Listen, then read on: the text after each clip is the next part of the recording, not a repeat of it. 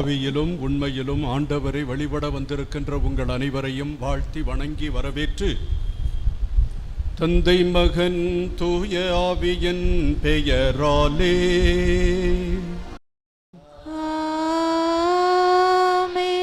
நம் ஆண்டவராகிய இயேசு கிறிஸ்துவின் அருளும் கடவுளின் அன்பும் தூய ஆவியாரின் நட்புறவும் உங்கள் அனைவரோடும் இருப்பதாக.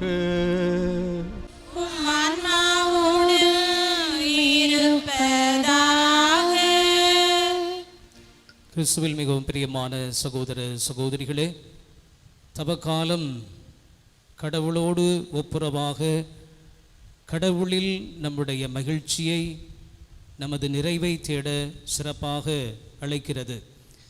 இன்றைய தியான பாடல் பல்லவியிலே, ஆண்டவரே உம்மிடம் நான் அடைக்கலம் புகுந்தேன் என்று நாம் வாசிக்க இருக்கின்றோம். பிரியமானவர்களே, இறைவனில் நாம் அடைக்கலமாக, இறைவனில் நாம் நித்தமும் இணைந்து வாழ இந்த திருப்பலியிலே சிறப்பாக மன்றாடுவோம். தவக்காலத்தின் இந்த நாளினுடைய திருப்பலியை நமக்காக நிறைவேற்ற வந்திருக்கின்ற நம்முடைய மறை மாவட்ட ஆயர் அவர்களை இறைமக்களாகி உங்கள் அனைவரின் சார்பிலும் அருட்தந்தையர்கள் சார்பிலும் மனதார வரவேற்பதிலே மகிழ்ச்சியடைகின்றேன். ஆயர் அவர்களோடு இணைந்து இந்த கல்வாரியின் நினைவு பலியை இறைவனுக்கு ஒப்பு கொடுப்போம். இறை ஆசிரியரை இறைஞ்சுவோம். சிறப்பான விதத்திலே கொரோனா வைரஸ் என்ற இந்த நச்சுக்குள்ளியினால் பாதிக்கப்பட்டிருக்கின்ற ஆயிரக்கணக்கான மக்கள், நோயாளிகள், இந்த நோயாளிகளின் குடும்பங்கள், மறைமுகமாக பாதிக்கப்பட்ட அனைத்து மக்களையும் ஆண்டவருடைய உன்னதமான இந்த பீடத்திற்கு முன்பாக கொண்டு வந்து ஒப்பு கொடுத்து மன்றாடுவோம். இறைவனே பாதுகாப்பும் அரணும் அடைக்கலமுமாக இருக்க வேண்டும் என்ற இந்த கருத்திற்காக சிறப்பாக மன்றாடுவோம். இந்த பரிசுத்தமான பலியை ஆண்டவருக்கு உகந்த பலியாக ஒப்பு கொடுக்க தடையாக இருக்கக்கூடிய நம்முடைய பாவங்கள், நம்முடைய பலவீனங்களை எல்லாம் எண்ணி பார்த்து இரக்கமுள்ள இறைவனிடத்திலே மன்னிப்பு வேண்டுவோம். எல்லாம் வல்ல இறைவனிடமும் சகோதர சகோதரிகளே, உங்களிடமும் நான் பாவி என்று ஏற்றுக்கொள்கிறேன். ஏனெனில் என் சிந்தனையாலும் சொல்லாலும் செயலாலும் கடமைகள் தவறியதாலும் பாவங்கள் பல செய்தேன். என் பாவமே, என் பாவமே, என் பெரும் பாவமே. ஆகையால் எப்பொழுதும் கன்னியான பரிசுத்த மரியாளையும் வானதூதர் புனிதர் அனைவரையும், சகோதர சகோதரிகளே, உங்களையும் நம் இறைவனாகிய ஆண்டவரிடம் எனக்காக வேண்டிக் கொள்ள மன்றாடுகிறேன். எல்லாம் வல்ல இறைவன் நம்மீது இரக்கம் வைத்து நம் பாவங்களை மன்னித்து நம்மை நிலை வாழ்வுக்கு அழைத்து செல்வாராக. ஆமென். ஆண்டவரே இரக்கமாயிரும். ஆண்டவரே இரக்கமாயிரும். ஆண்டவரே இரக்கமாயிரும். கிறிஸ்துவே இரக்கமாயிரும். கிறிஸ்துவே இரக்கமாயிரும். கிறிஸ்துவே இரக்கமாயிரும். ஆண்டவரே இரக்கமாயிரும். ஆண்டவரே இரக்கமாயிரும். ஆண்டவரே இரக்கமாயிரும். மன்றாடுவோமாக. ஆண்டவரே, உம்மாலன்றி நாங்கள் உமக்கு மகிழ்ச்சி அளிக்க முடியாது. ஆகவே உமது இரக்கத்தின் செயல் எங்கள் இதயங்களை வழிநடத்த என்றென்றும் அருள் புரிவீராக.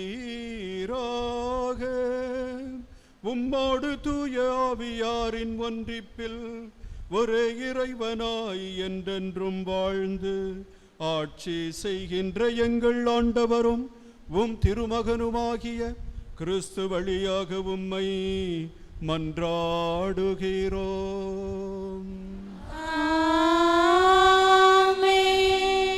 வெட்டுவதற்கு கொண்டு செல்லப்படும் சாந்தமான செம்மறி போல் இருந்தேன். இறைவாக்கினர் எரேமியா நூலிலிருந்து வாசகம்.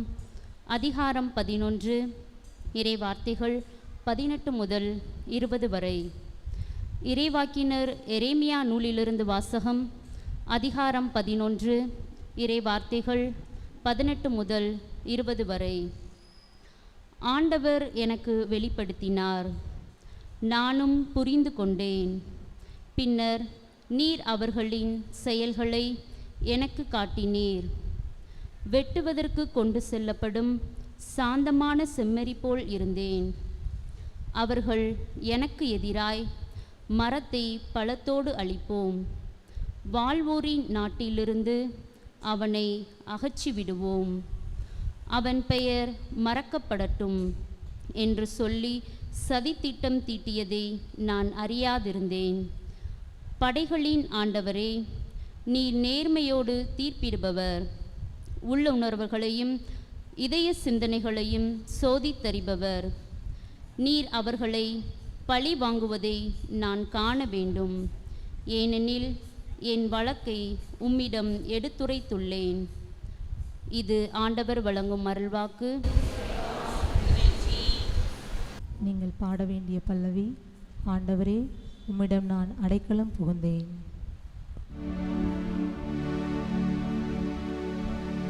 ஆண்டவரே உம்மிடம் நான் அடைக்கலம் புகுந்தேன். ஆண்டவரே உம்மிடம் நான் அடைக்கலம் புகுந்தேன். என் கடவுளாகிய ஆண்டவரே உம்மிடம் அடைக்கலம் புகுந்தேன். என்னை துரத்துவோர் அனைவரிடமிருந்தும் என்னை காப்பாற்றி தப்புவியும். இல்லையெனில் என் எதிரிகள் சிங்கம் போல என்னை பீறி கிழித்து போடுவார்கள். விடுவிப்போயவரும்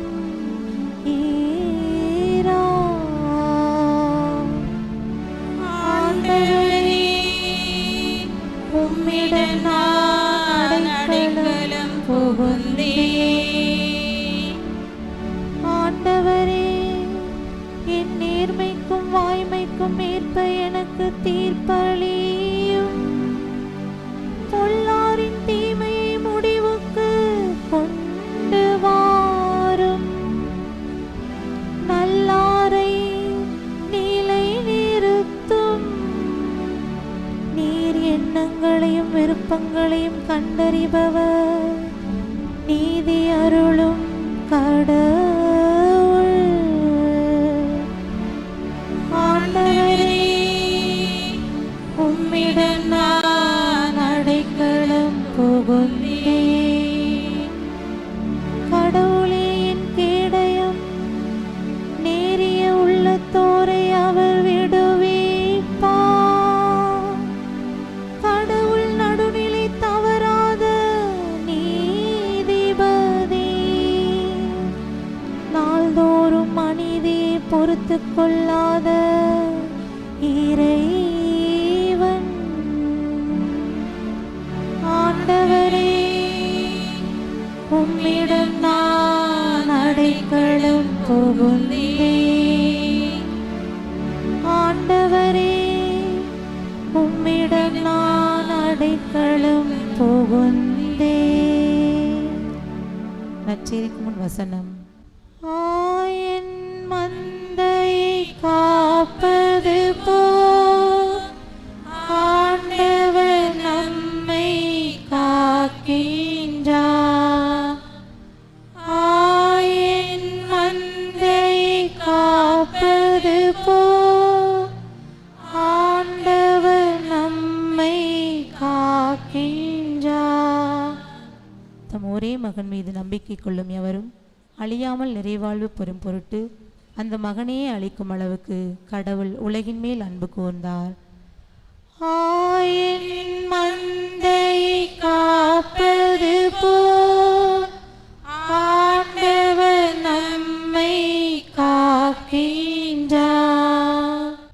ஆண்டவர் உங்களோடு இருப்பாராக. உம் ஆன்மாவோடு இருப்பாராக. யோவான் எழுதிய தூய நற்செய்தியிலிருந்து வாசகம். ஆண்டவரே மாற்றி உமக்கே. யோவான் நற்செய்தி அதிகாரம் 7 இறை வார்த்தைகள் 40 தொடங்கி 53 முடிய. யோவான் நற்செய்தி அதிகாரம் 7 இறை வார்த்தைகள் 40 தொடங்கி 53 முடிய. அக்காலத்தில் யூதர்களின் திருவிழா கூட்டத்தில் சிலர் இயேசுவின் வார்த்தைகளை கேட்டு, வரவேண்டிய இறைவாக்கினர் உண்மையில் இவரே என்றனர். வேறு சிலர் மெஸ்ஸியா இவரே என்றனர். மற்றும் சிலர், கலிலேயாவிலிருந்து மெஸ்ஸியா வருவார், தாவீதின் மரபிலிருந்தும் அவர் குடியிருந்த பெத்லகேம் ஊரிலிருந்தும் மெஸ்ஸியா வருவார் என்றல்லவா மறைநூல் கூறுகிறது என்றனர். இப்படி அவரை குறித்து மக்களிடையே பிளவு ஏற்பட்டது. சிலர் அவரை பிடிக்க விரும்பினர், ஆனால் யாரும் அவரை தொடவில்லை. தலைமை குருக்களும் பரிசேயர்களும் அனுப்பியிருந்த காவலர்கள் அவர்களிடம் திரும்பி வந்தார்கள். அவர்கள் காவலரிடம், ஏன் அவனை பிடித்து கொண்டு வரவில்லை என்று கேட்டார்கள். காவலர் மறுமொழியாக, அவரை போல் எவரும் என்றும் பேசியதில்லையே என்றனர். பரிசேயர் அவர்களை பார்த்து, நீங்களும் ஏமாந்து போனீர்களோ? தலைவர்களிலாவது பரிசேயர்களிலாவது அவனை நம்புவோர் யாராவது உண்டா? இம்மக்கள் கூட்டத்துக்கு திருச்சட்டம் தெரியாது, இவர்கள் சபிக்கப்பட்டவர்கள் என்றனர். அங்கிருந்த பரிசேயரில் ஒருவர் நிக்கதே, அவரே முன்பு ஒரு நாள் இயேசுவிடம் வந்தவர். அவர் அவரிடம், ஒருவரது வாக்குமூலத்தை கேளாது அவர் என்ன செய்தார் என்று அறியாது ஒருவருக்கு தீர்ப்பளிப்பது நமது சட்டப்படி முறையாகுமா என்று கேட்டார். அவர்கள் மறுமொழியாக, நீரும் கலிலேயரா என்ன? மறைநூலை துருவி ஆய்ந்து பாரும், அப்போது கலிலேயாவிலிருந்து இறைவாக்கினர் யாரும் தோன்றுவதில்லை என்பதை அறிந்து கொள்வீர் என்றார்கள். அவர்கள் ஒவ்வொருவரும் அவரவர் வீட்டுக்கு சென்றார்கள். ஆண்டவரின் அருள் வாக்கு. கிறிஸ்துவே உமக்கு புகழ். என் அன்புக்கும் வாஞ்சைக்கும் உரிய அருமையான சகோதரிகளே, சகோதரர்களே, மாதா தொலைக்காட்சியை பார்த்து இறைவனுடைய அன்பை பருகிக் கொண்டிருக்கின்ற அனைத்து சகோதர சகோதரிகளே, உங்கள் அனைவரையும் வாழ்த்தி வணங்கி ஆசீரை கூறிக்கொள்வதிலே பெருமைப்படுகிறேன். என் அன்புக்குரியவர்களே, இன்று தவக்காலத்தின் 4ஆம் வாரமாகிய சனிக்கிழமை. இன்றைய வாசகங்களை நல்லோரை ஒழிக்க தீயோரிடும் திட்டங்கள் என்னென்னவென்று அது வெளிச்சமிட்டு காட்டிக்கொண்டே இருக்கிறது.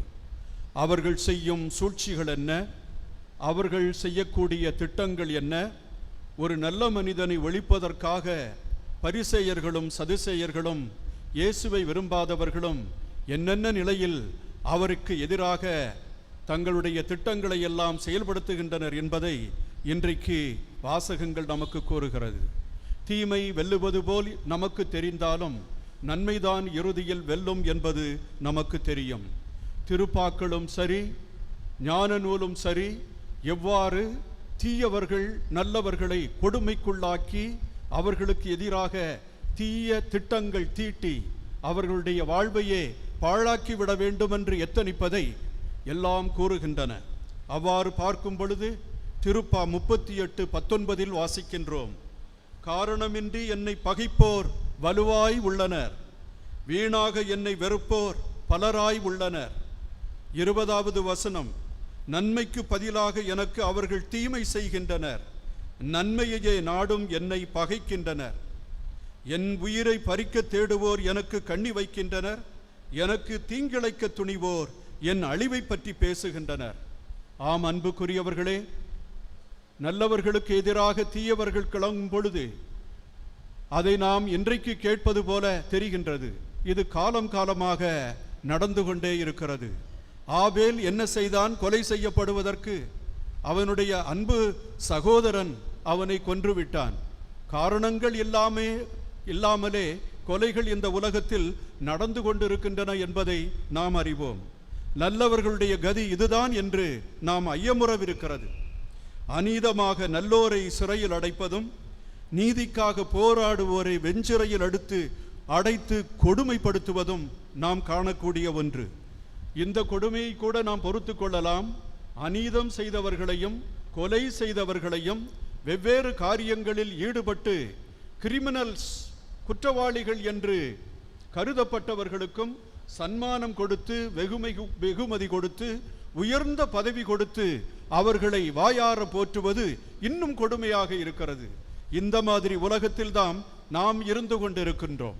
அன்புக்குரியவர்களே, இந்த நிலைக்கு நீதிமான்களாகிய இறைவாக்கினர் எரேமியாவும் இறைமகனாகிய இயேசுவும் தள்ளப்படுவது நம்முடைய இதயங்களை மிகவும் ஆழ்ந்த துயரில் ஆழ்த்தி கொண்டிருக்கிறது. எரேமியாஸ் 11:19 கூறுகிறார், மரத்தை பழத்தோடு அழிப்போம், வாழ்வோரின் நாட்டிலிருந்து அவனை அகற்றி விடுவோம், அவன் பெயர் மறக்கப்படட்டும் என்று எரேமியாவுக்கு எதிராக சதித்திட்டம் தீட்டுகின்றார்கள். என் அன்புக்குரியவர்களே, உங்களுக்கு எதிராக எத்தனையோ பேர் தவறாக, உண்மைக்கு புறம்பாக கோள் சொல்லி உண்மையையே திரித்து உங்களுடைய நல்ல பெயருக்கு இழுக்கும் அவமானமும் தேடி தந்திருப்பார்கள். எரேமியாவை நீங்கள் நினைத்து பாருங்கள். உங்கள் வாழ்வில் நீங்கள் ஒரு எரேமியாவாக இருக்கின்றீர்கள். ஒவ்வொரு நல்ல மனிதனும் நல்லது செய்ய துவக்கின்ற பொழுது அவனுக்கு எதிராக தீயவைகள் செய்த நிறைய பேர் காத்து கொண்டிருக்கிறார்கள். இந்த தீயவைகளை தாண்டி நல்லது செய்ய வேண்டும் என்ற முனைப்போடு இருப்பவன்தான் இறுதி வரைக்கும் இயேசுவோடு நின்று வெற்றி பெறுபவன். ஒரு குருவானவர் என்னிடம் சொன்னார், சாமி, ஆண்டவரே, நான் எத்தனையோ நல்ல காரியங்களை செய்து வருகிறேன். நான் சிறையில் இருப்பதாக என்னுடைய சகோதரர்கள் மற்றவர்களுக்கு எடுத்துரைத்திருக்கிறார்கள். அதை கேட்ட சகோதரர், நான் 6 மாசமாக அங்க சிறையில் இருப்பதாகவும் அவர் தவறுகளை செய்து போலீஸ் அவரை தூக்கி கொண்டு போனதாகவும் என்னை இழிவாக பேசியதனால் நான் 3 நாளைக்கு முன்னால் தான் தியானம் கொடுத்து கொண்டு வந்தேன். அவர் சொல்லி இருக்கிறார், ஏன் இப்படி அபாண்டமாக பேசுகிறீர்கள்? 3 நாளைக்கு முன்னால் எங்களுக்கு நல்ல தியானம் கொடுத்து எங்களை எல்லாம் மாற்ற வைத்து நாங்கள் இன்றைக்கு உயிரோடு இருக்கிறோம்னா அவருடைய அருள் வார்த்தையும் அந்த தியான வார்த்தைகளும் தானே, ஏன் இப்படி அநியாயமாக பேசுகிறீர்கள் என்று அவருக்கு பதில் கொடுத்திருக்கிறார்கள். என் அன்புக்குரியவர்களே, நேசமானவர்களே, குடும்பங்களில் நமக்கு எதிராக பேசுபவர்கள் யார்? நம்ம அருகில் இருப்பவர்கள், நமக்கு நெருக்கமானவர்கள், நமக்கு சொந்தமானவர்கள், நம்மிடம் இருந்து கொண்டே நம்முடைய முதுகில் ஈட்டியை குத்துபவர்கள்.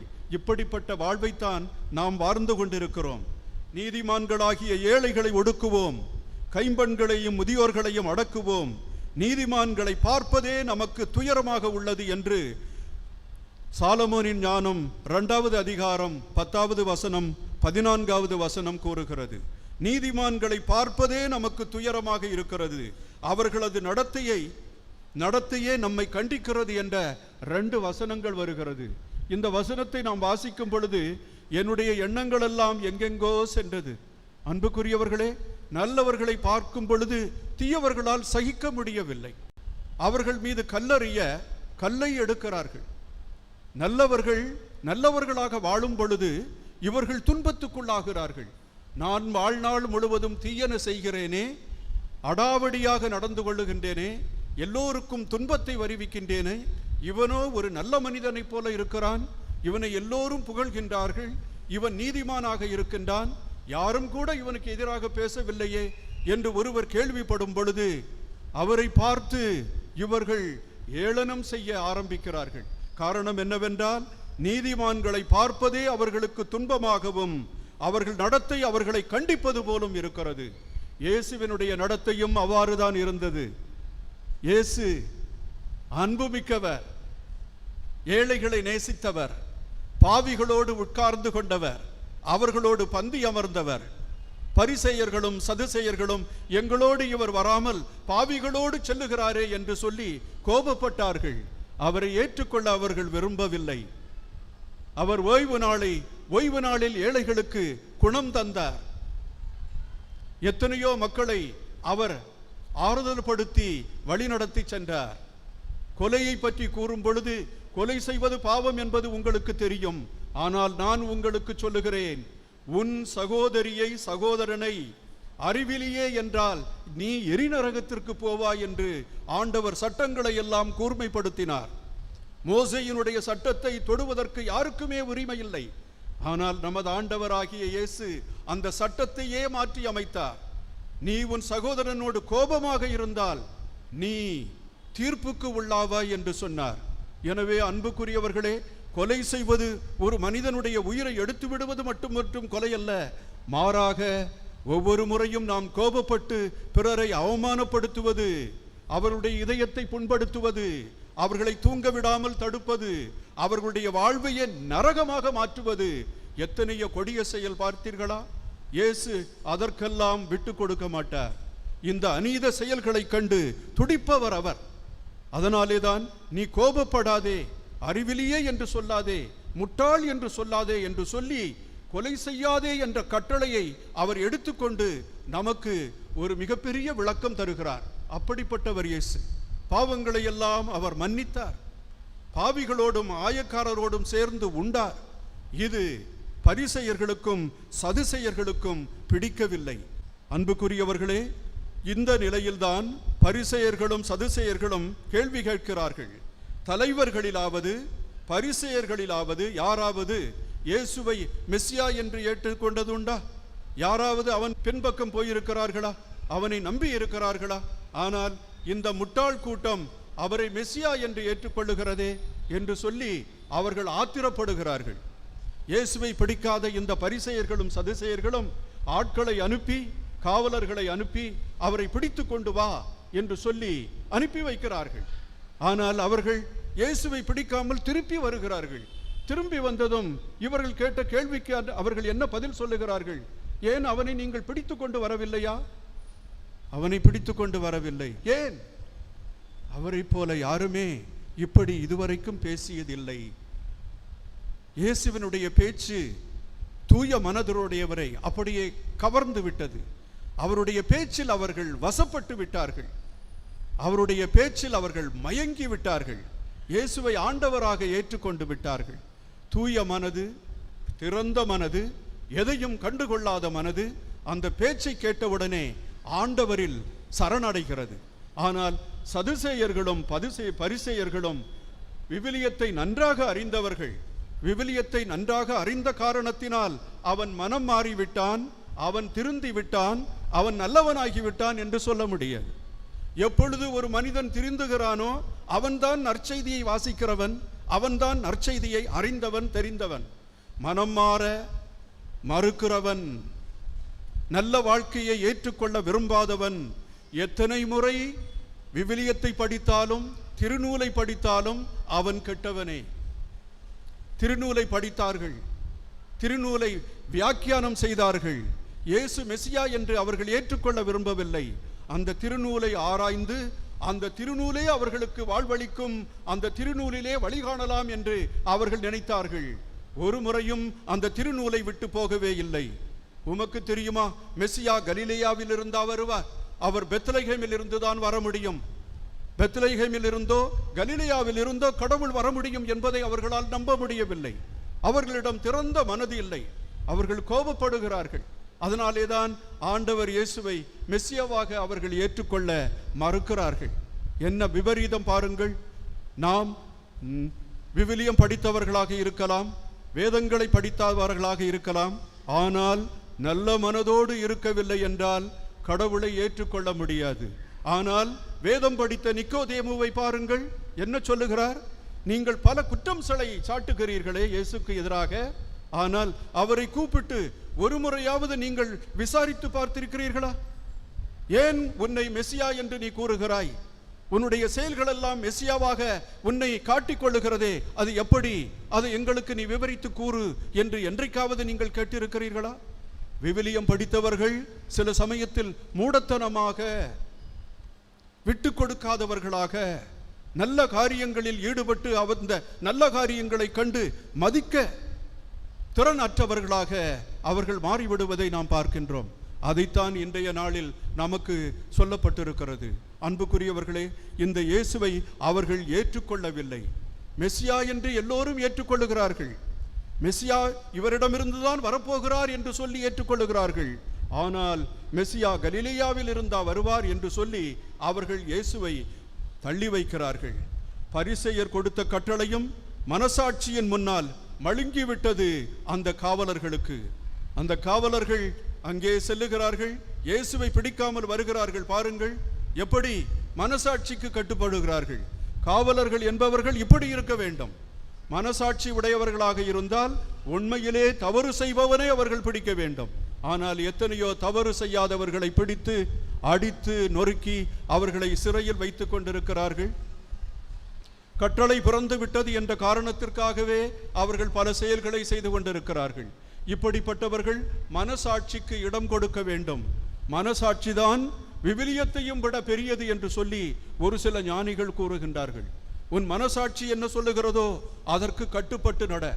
ஒரு மனிதன் நல்லவன் என்று நீ நினைத்து விட்டால், ஒரு மனிதவன் நல்லவன் என்று உனக்கு தெரிந்து விட்டால், அவனுடைய செயல்களும் அவனுடைய உள்ள ஆழத்தில் சென்று நீ புரிந்து விட்டால் அவனை நீ மதித்து ஏற்றுக்கொள்ள வேண்டும். அன்புக்குரியவர்களே, ஒரு காலத்தில் கடவுள் இல்லை என்று பெரியாரை நாம் விலக்கி வைத்திருந்தோம். இன்றைக்கு பெரியார் எத்தனையோ மக்களுக்கு ஏற்றமிகு செய்திகளை எல்லாம் விட்டு சென்றிருக்கிறார். தன்மானமுடையவனாக இரு, பெண்களை மதித்து நட, எங்கு சென்றாலும் மக்களுக்கு நீ வேலை கொடு, சமமாக பார், ஜாதிகள் இல்லை என்று சொல், எல்லோருமே சகோதரர்கள் என்று அவர் விதைத்த விதைகள் தான் இன்றைக்கும் தமிழ்நாட்டை ஆட்டி படைத்துக் கொண்டிருக்கிறது, தமிழ்நாட்டை வழிநடத்தி கொண்டிருக்கிறது. ஒரு காலத்தில் அவரை நாம் திட்டினோம். இன்றைக்கு விழுமியங்களை ஏற்று செயல்பட்டவராக அவரை நாம் ஏற்றுக்கொள்ளுகிறோம். திருநூலை படித்தவர்கள் தான் நாம். திருநூலை படித்தவர்கள், தெரிந்தவர்கள். இருந்தாலும் திருநூலில் இருக்கின்ற விழுமியங்களை அந்த பெரியார் கடைபிடித்து நடந்தார், அதற்காக பாடுபட்டார், ஒரு புரட்சியை அவர் ஏற்படுத்தினார் என்று இன்றைக்கு எல்லோருமே கூறிக்கொள்ளுகின்றார்கள். என் அன்புக்குரியவர்களே, இறுதியாக இங்கிலாந்து நாட்டிலே ஹென்றி என்ற ஒரு அரசன் இருந்தான். மிக பேர் போனவன். பாப்பிரை அவனை திருச்சபையின் காவலன் என்று பிரகடனப்படுத்தினார். அவன் மிகவும் சந்தோஷமாக இருந்தான். ஆனால் தன்னுடைய மனைவியை விலக்கிவிட்டு இன்னொரு பெண்ணை திருமணம் செய்ய வேண்டும் என்று ஆசைப்பட்டான். விவாகரத்துக்காக அவன் தன்னுடைய பாப்பிரைக்கு கடிதம் எழுதுகிறான். எனக்கு விவாகரத்து கொடுத்து இன்னொரு திருமணம் செய்ய என்னை அனுமதியுங்கள் என்று கேட்கிறான். ஆனால் பாப்பானவரோ அதை கொடுக்கவில்லை. விவாகரத்து உனக்கு கிடையாது, நீ அரசனாக இருக்கிறதுனால இன்னும் உனக்கு தரமாட்டோம் என்று சொல்லிவிட்டார்.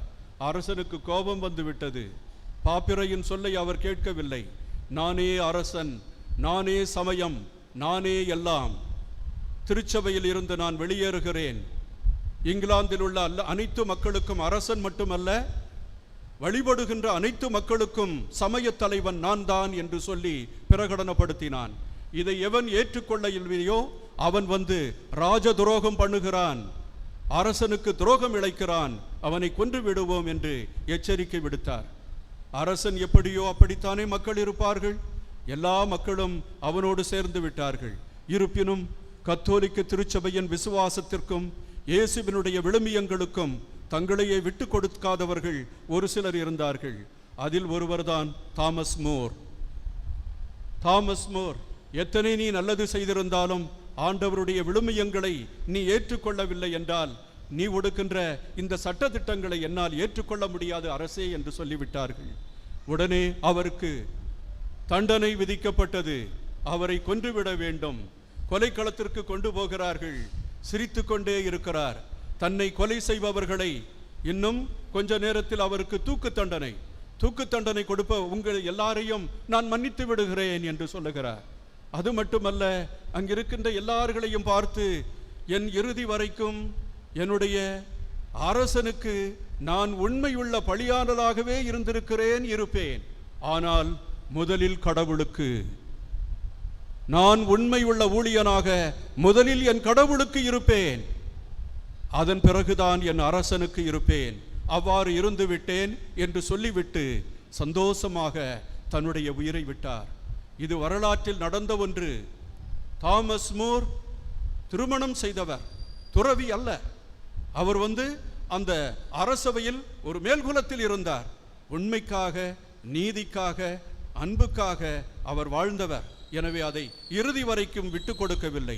திருச்சபையானது அவரை புனிதராக என்று போற்றி மகிழ்கின்றது. நம்முடைய வாழ்க்கையிலும் அன்புக்குரியவர்களே இத்தகைய நிலை ஏற்படும். நம்மை ஏளனம் செய்வார்கள், நம்மை விட்டு பிரிவார்கள், நமக்கு எதிராக சதி செய்வார்கள். இயேசுவை இறுதியாக பிடித்துக் கொள்வோம். ஆண்டவர் இயேசு மட்டும்தான் நமக்கு வாழ்வு தர முடியும், நம்மை விடுவிக்க முடியும். அந்த இயேசுவினுடைய பலம் நமக்கு இருந்தால் கண்டிப்பாக எந்த துன்பங்களையும் நாம் மேற்கொள்ள முடியும். பாருங்கள், இயேசு கூட இறுதி வரைக்கும், சிலுவையில் செல்லுகின்ற வரைக்கும் அவர் தன்னுடைய பாடுகளை சுமந்து சென்று கொண்டே இருந்தார். இந்த பாடுகள் இப்பொழுது மெசியாவாக ஏற்றுக்கொள்ள மாட்டோம், இவனை நிராகரிக்கின்றோம் என்று சொல்வது சிலுவை சாவின் முன்னடையாளமாக இருக்கின்றது. இயேசுவின் வாழ்நாள் முழுவதும் இந்த சிலுவை அவரை பின்தொடர்ந்தது. ஆனால் சிலுவையிலே மீட்பு இருந்தது, சிலுவையிலே வெற்றி இருந்தது என்று அவருக்கு தெரியும். அந்த விழுமியங்களை நாமும் பெற்று வாழ இறைவனிடம் வேண்டுவோம். இறைவன் நம் அனைவரையும் ஆசீர்வதிப்பாராக. ஆமென்.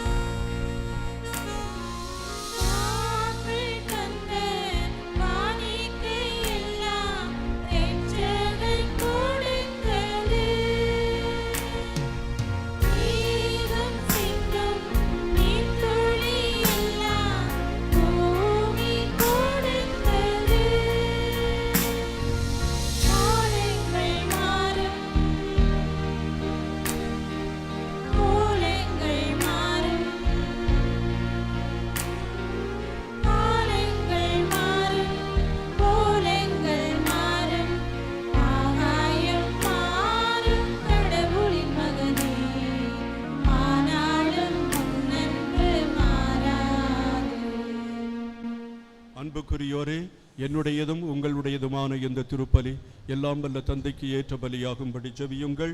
ஆண்டவர் தமது திருப்பெயரின் புகழ்ச்சிக்காகவும் மாட்சிக்காகவும் நமது நன்மைக்காகவும் புனித திரவின் அனைத்து நலன்களுக்காகவும் இது கைகளில் நின்று பலியை ஏற்றுக்கொள்வாராக. ஆண்டவரே, எங்கள் காணிக்கைகளை மகிழ்வுடன் ஏற்றருள உம்மை வேண்டுகின்றோம். கட்டுக்கடங்காத எங்கள் விருப்பங்களை உம் பக்கம் கனிவுடன் திருப்புவீராக. எங்கள் ஆண்டவராகிய கிறிஸ்து வழியாக உம்மை மன்றாடுகிறோம்.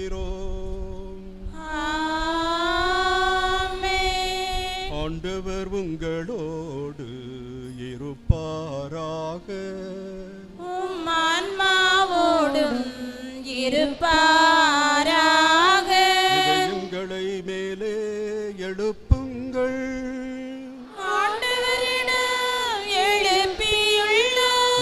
இறைவனாகிய ஆண்டவருக்கு நன்றி கூறுவோம். அது தகுதியும் நீதியுமானது. ஆண்டவரே, தூயவரான தந்தையே,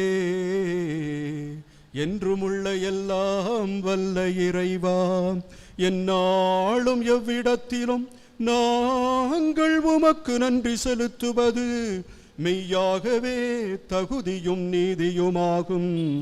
எங்கள் கடமையும் மீட்புக்குரிய செயலுமாகும். எங்கள் தவ முயற்சிகளால் நாங்கள் உமக்கு நன்றி செலுத்தவும், எங்கள் ஆணவத்தை தளர்த்தவும், ஏழைகளுக்கு உணவளிக்கவும், இவ்வாறு உமது கனிவிரக்கத்தை பின்பற்றவும் நீர் திருவுளமானீர். ஆகவே எண்ணற்றவான தூதரோடு சேர்ந்து நாங்களும் உம்மை போற்றி புகழ்ந்தேத்தி ஒரே குரலாய் பாடுவதாவது: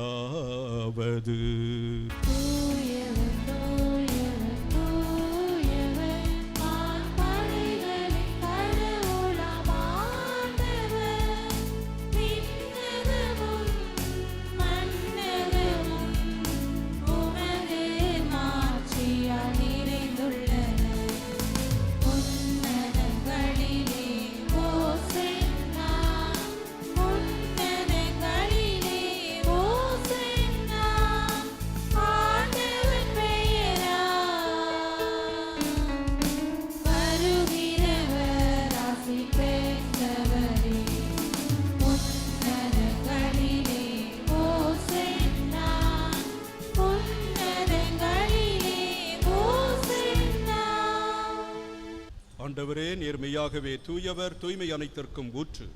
ஆகவே உம்முடைய ஆவியை பொழிந்து இக்காணிக்கைகளை தூய்மைப்படுத்த உம்மை வேண்டுகிறோம். இவ்வாறு எங்கள் ஆண்டவர் இயேசு கிறிஸ்துவின் உடலும் இரத்தமுமாக எங்களுக்கு இவை மாறுவனவாக. அவர் பாடுபட உளம் கனிந்து தம்மை கையளித்த போது அப்பத்தை எடுத்து நன்றி செலுத்தி அதை பிட்டு தம் சீடர்களுக்கு அளித்து இயேசு கூறியதாவது: அனைவரும் இதிலிருந்து பெற்று உண்ணுங்கள், ஏனெனில் இது உங்களுக்காக கையளிக்கப்படும் என் உடல்.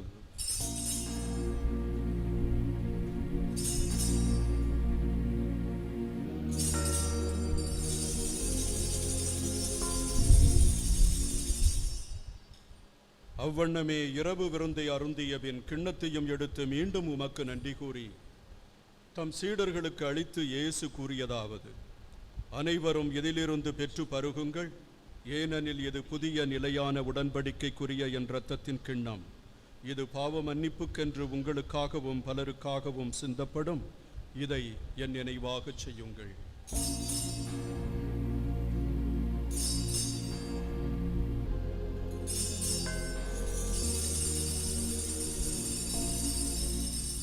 நம்பிக்கையின் மறைபொருள். ஆண்டவரே, நீர் வருமளவும் உமது இறப்பினை அறிக்கையிடுகின்றோம், உமது உயிர்ப்பினையும் எடுத்துரைக்கின்றோம். ஆகவே ஆண்டவரே, நாங்கள் கிறிஸ்துவின் இறப்பினையும் உயிர்ப்பினையும் நினைவு கூர்ந்து வாழ்வு தரும் அப்பத்தையும் மீட்பளிக்கும் கிண்ணத்தையும் உமக்கு ஒப்புக் கொடுக்கின்றோம். உம் திருமுன் நின்று ஒளியும் புரிய தகுந்தவர்களென எங்களை ஏற்றுக்கொண்டீர். எனவே உமக்கு நன்றி செலுத்துகின்றோம். மேலும் கிறிஸ்துவின் உடலிலும் இரத்தத்திலும் பங்கு கொள்ளும் எங்களை தூய ஆவியார் ஒன்று சேர்க்க வேண்டுமென உம்மை தாழ்மையுடன் மன்றாடுகிறோம். இறைவா, உலகெங்கும் பரவி இருக்கின்ற உடைய திருச்சபைக்காக வேண்டுகின்றோம். எங்கள் திருத்தந்தை பிரான்சிஸ், எங்கள் ஆயர் ஸ்டீபன், இந்த பரிசுத்தமான பலியிலே பங்கு கொண்டிருக்கின்ற பிள்ளைகளாகியவர்கள் ஒவ்வொருவரையும் உமது அன்பில் நிறைவு பெற செய்தருளும். தந்தை, உயிர்த்தெழும் எதிர்நோக்குடன் துயில் கொள்ளும் எங்கள் சகோதர சகோதரிகளையும் இறந்தோர் அனைவரையும் இரக்கத்துடன் நினைவு கூர்ந்து உமது திருமுக ஒளியினுள் ஏற்றருளும். எங்கள் அனைவர் மீதும் இரக்கமாயிரும். கடவுளின் கன்னி தாயான மாட்சிமிக்க புனித மரியா, அவருடைய கணவராகி புனித யோசேப்பு, புனித திருத்துதர்கள், எங்கள் பங்கின் பாதுகாவலர் திருத்துதராகி தூய தோமையார், தூய கித்தேரியமால் மற்ற புனிதர் அனைவருடனும் நாங்கள் நிலை வாழ்வில் பங்கு கொள்ளும் தகுதி பெற்று உம் திருமகன் இயேசு கிறிஸ்து வழியாக உம்மை புகழ்ந்தேத்தும் வரம் அருள உம்மை மன்றாடுகின்றோம். இவர் வழியாக இவரோடு இவரில் எல்லாம் வல்ல இறைவனாகிய தந்தையே, தூய ஆவியாரின் ஒன்றிப்பில் எல்லா புகழும் மாட்சியும் என்றென்றும் உமக்கு உரியதே.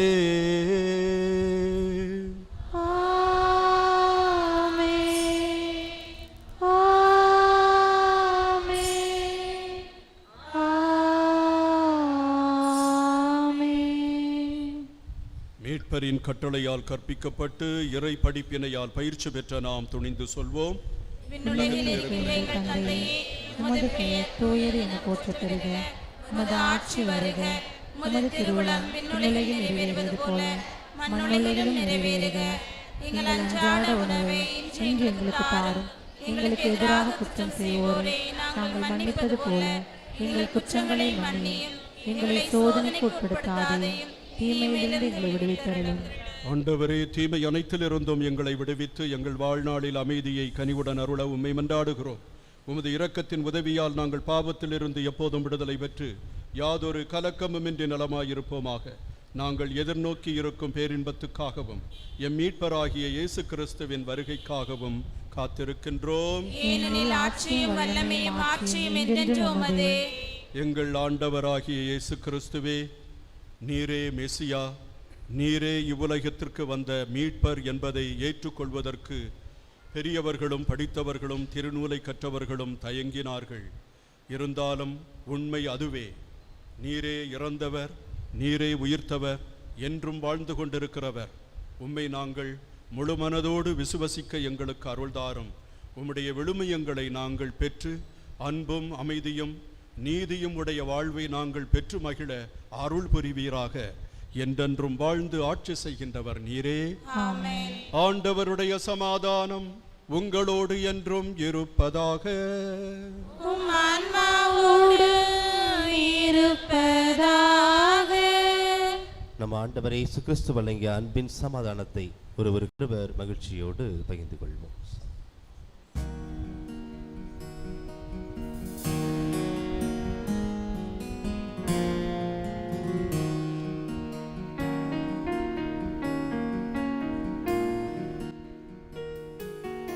உலகின் பாவம் போக்கும் இறைவனின் செம்மறியே,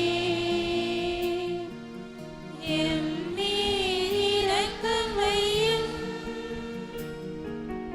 உலகின் பாவம் போக்கும் இறைவனின் செம்மறியே,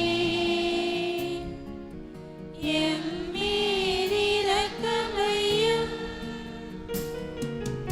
உலகின் பாவம் போக்கும் இறைவனின் செம்மறியே,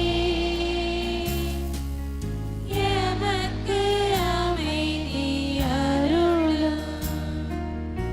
எமக்கு அமைதி அருளும்.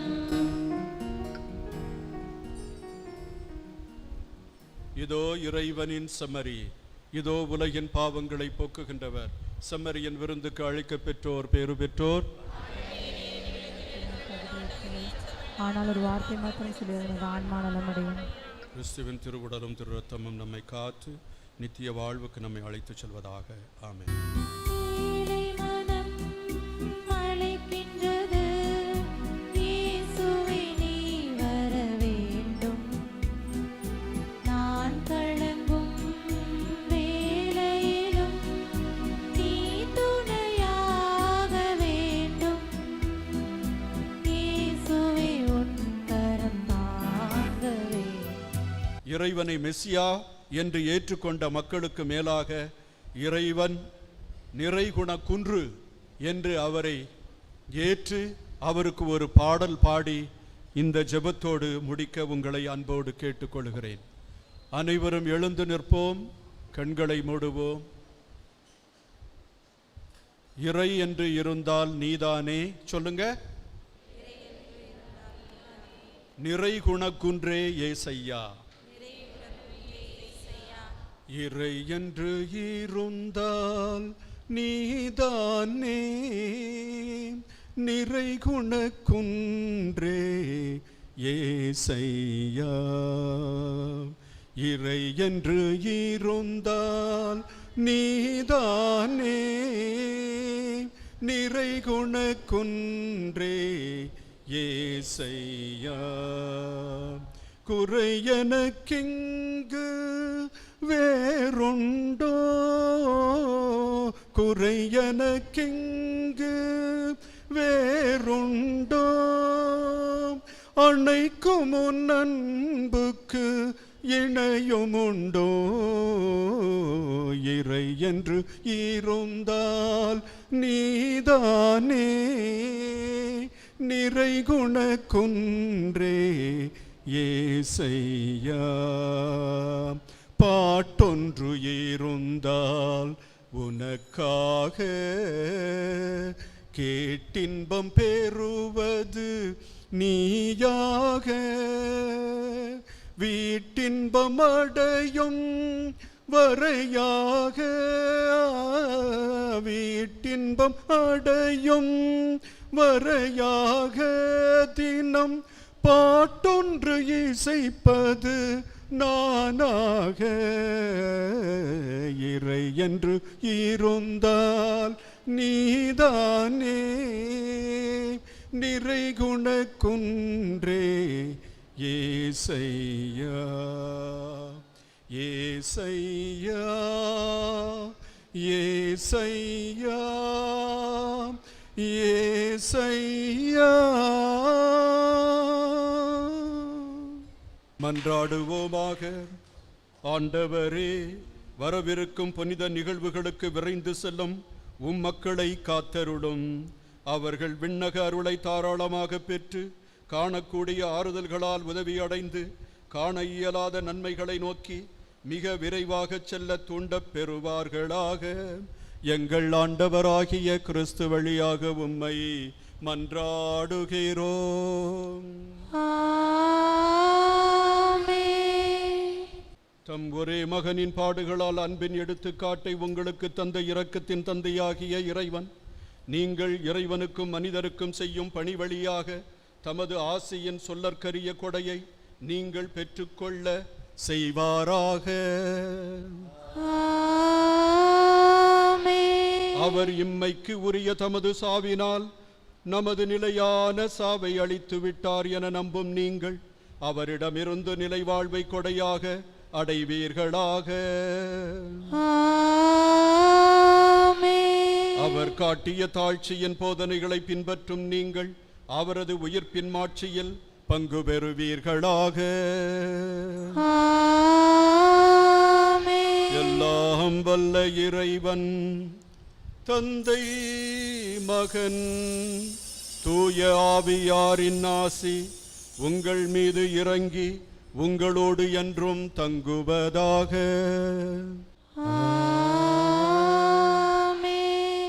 இறைவன் நம்மை பாதுகாத்து பராமரித்து வழிநடத்துவார் என்ற உணர்வோடு சென்று வருவோம். திருப்பலி நிறைவேறிற்று.